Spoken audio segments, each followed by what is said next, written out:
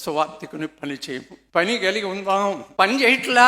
సంఘాల్లో ప్రతి ఒక్కరూ పని చేస్తే అది సంఘం. పని చేయనివ్వట్లా. పని చేయటానికి ముందుకు రావట్లా. Comfortable Christianity, believers comfortable Christianity, cosy Christianity, cosy corners. You love those corners, you stay back, you relax.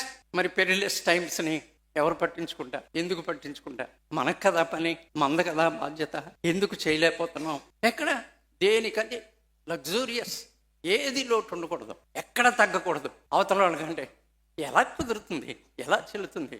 మితంగా ఉండు, ప్రయాసపడు, సువార్తికుని పని చేయి. అరే అది ఎంట్రీ పాయింట్. అది ఆ ఎంట్రీ పాయింట్ ని సీరియస్ గా తీసుకోవాలా.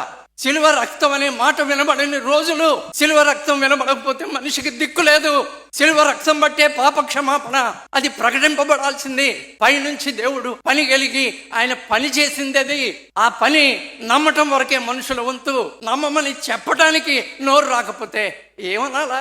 సిలువ రక్తం ద్వారా పాప క్షమాపణ అనే మాట చెప్పలేకపోతే ఏమనాలా? బయట వినబడదు, మన దగ్గర కూడా వినబడపోతే, విశ్వాసిగా ఆ మాట నోటితో పలకలేకపోతే ఏమనాలి? ఎక్కడా? ఎప్పుడు మార్పులు ఎలా జరుగుతాయి? సువార్త సారం తెలిసుండి నిస్సార సాక్ష్యం మనదేనా?